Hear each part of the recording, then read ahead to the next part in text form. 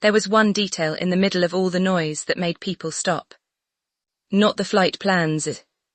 Not the headlines about Archie and Lilibet possibly returning to Britain. Not even the whispers that Meghan Markle might step back inside royal territory for the first time in years. It was the silence. Because while everyone was watching Prince Harry's next move, palace doors seemed to tighten from the inside. No grand announcement, no emotional family welcome, no warm public invitation, just a sudden shift in tone that left one question hanging over the entire visit. If this return was supposed to be about family, why did it suddenly feel like a security operation? For days the story had sounded almost simple. Harry wanted to bring his children back to the United Kingdom. Archie, now 7, and Lilibet, 5, were expected by some reports to travel with their parents, giving King Charles a rare chance to see his grandchildren. On paper, it looked like a fragile family reunion. A grandfather battling through a difficult chapter. A son trying to reconnect. 2 children caught between California and the Crown. But royal stories are rarely that clean. Behind the soft language of family visit and private arrangements, another concern began moving through palace circles. And it was not just about security, it was about trust. Because ever since Harry and Meghan stepped away from royal duties in 2020, every possible return has carried a second shadow. Cameras, contracts, interviews, documentaries. The question is never only, are they coming back? It is, what comes back with them? And that is where this situation started to turn. According to growing speculation around the visit, palace officials were not simply worried about where the Sussexes would stay. They were worried about what the visit might become once they arrived. Would it remain private? Would it stay focused on family? Or would the emotional weight of a royal return somehow end up feeding another media project? That question alone was enough to change the mood.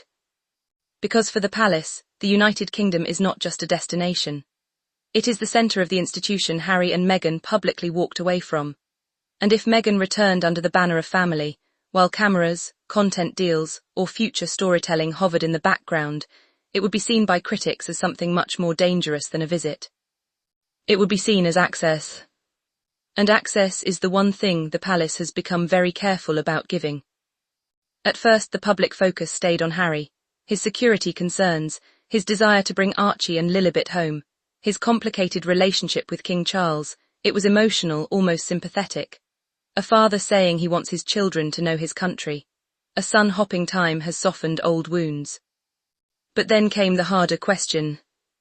If the visit was really about the children seeing their grandfather, why was Meghan's possible presence causing such intense reaction?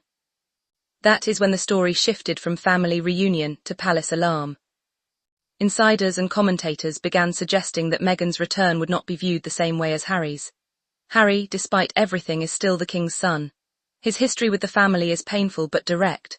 Meghan's relationship with the institution is different, more explosive, more public, more entangled with the accusations, interviews and Netflix-era fallout that reshaped the monarchy's image around the world. And in the palace, memory is long. They remember the Oprah interview. They remember the Netflix series. They remember the book tour, the headlines, the private conversations that later became public talking points. So when talk of a return began to grow, palace watchers say the concern was not just, will Meghan come? It was, what will happen after she leaves? That is the part that made everything colder. Because a royal visit can last a few days. But the footage, the memories, the private details, the expressions, the room arrangements, the awkward greetings, the body language at the door, those can live forever if someone chooses to tell the story later. And that possibility changed the stakes. Then came the twist that made the situation feel even more uncomfortable. Reports suggested that security may only be easier if the Sussex family stayed on royal property. That sounds helpful at first. A practical solution, a safe residence, a controlled environment. But to critics inside and outside palace circles, it raised a more dangerous dilemma. If Harry and Meghan stay inside a royal residence, they receive the protection Harry has been fighting for. But they also receive proximity. They are closer to the family, closer to the symbols, closer to the private world that has been carefully guarded since they left. And if there is one lesson the palace has learned, it is that proximity can become a story. That is why the alleged pushback against Meghan's presence landed so hard. It was not necessarily about one dinner, one room, or one handshake. It was about the fear that a private family moment could later be transformed into public material. Then the most painful layer emerged. Archie and Lilibet are innocent in all of this. They did not choose royal titles. They did not choose palace disputes. They did not choose transatlantic tension. Yet their possible return has become wrapped in adult battles over security, loyalty, image, and control. And that is what makes the story so tragic. Because beneath the headlines about Meghan being unwelcome, there is a deeper fracture. King Charles may want to see his grandchildren. Harry may want that moment to happen. But the institution around them appears haunted by one question it cannot ignore. Can the Sussexes be welcomed privately, without the monarchy paying publicly later? That is the reveal at the centre of this storm. The alleged concern is not simply Meghan walking through palace gates. It is what her return might represent. To supporters, she would be a mother bringing her children to see their grandfather. To critics, she would be stepping back into a world she has repeatedly criticised, possibly with future content value attached to every emotional moment.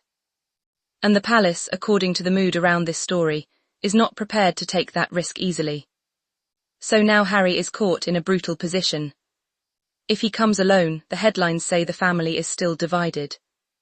If he brings the children without Meghan, the headlines ask why she stayed away. If Meghan comes too, the palace braces for controversy before she even lands. Every option wounds someone. And that is why this return, which should have been a quiet family moment, has become something much bigger. It has become a test of whether trust can survive after years of public damage. A test of whether King Charles can be a father and a monarch at the same time. A test of whether Harry can bring his children home without bringing the whole royal war with him. The saddest part is that nobody can say for certain what Meghan's true motive is. Maybe she wants peace. Maybe she wants protection. Maybe she wants her children connected to their royal roots. Or maybe the palace fears that whatever happens behind closed doors will never truly stay there. And in a family where every silence becomes a headline, that fear may be enough to keep the doors only half open. Because sometimes the most devastating palace message is not spoken out loud. Sometimes it is simply this: you may come back to Britain, but that does not mean you are coming back inside.